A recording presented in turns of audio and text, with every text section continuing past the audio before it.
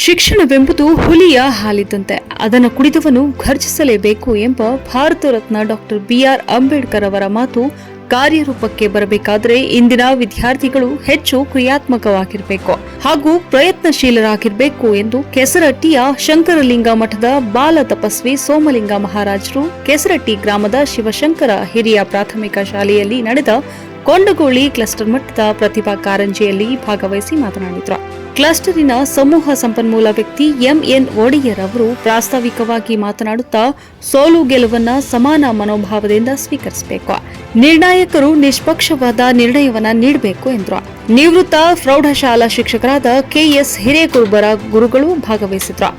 ಕೊಂಡಗುಳಿ ಗ್ರಾಮ ಪಂಚಾಯಿತಿ ಅಧ್ಯಕ್ಷರಾದ ದಾವಲಬಿ ಸೋಲಾಪುರ ಕಾರ್ಯಕ್ರಮದ ಅಧ್ಯಕ್ಷತೆಯನ್ನು ವಹಿಸಿದ್ರು.